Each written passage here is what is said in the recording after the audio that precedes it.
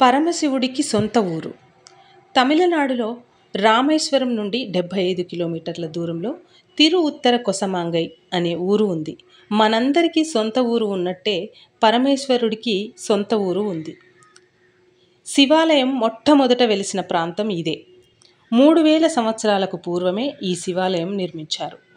శివభక్తురాలైన మండోదరి శివుణ్ణి ప్రార్థించి, నాకు ఒక గొప్ప శివభక్తుణ్ణి భర్తగా ప్రసాదించు ఈశ్వరా అని వేడుకుంటే, తన భక్తుడైన రావణ బ్రహ్మను మండోదరికిచ్చి అక్కడే వివాహం జరిపారు. ఏ దేవాలయంలో కూడా పూజకు ఉపయోగించని మొగలి పువ్వును ఇక్కడ మాత్రమే స్వామివారికి అలంకరిస్తారు. ఇక్కడ వెలిసిన రేగిపండు చెట్టు 3000 సంవత్సరాలకు పూర్వమే ఉంది. ఇక్కడ శివుడు శివలింగ రూపంలో, మరకత రూపంలో, స్ఫటికలింగంలో దర్శనమిస్తారు. నటరాజ రూపంలో 5 అడుగుల విగ్రహం మరకతంతో చేయబడింది.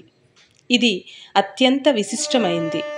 ఆ మరకతం నుండి వచ్చే కిరణాలు మనం తట్టుకోలేం కాబట్టి స్వామివారిని ఎప్పుడూ విభూది గంధపూతతో ఉంచుతారు.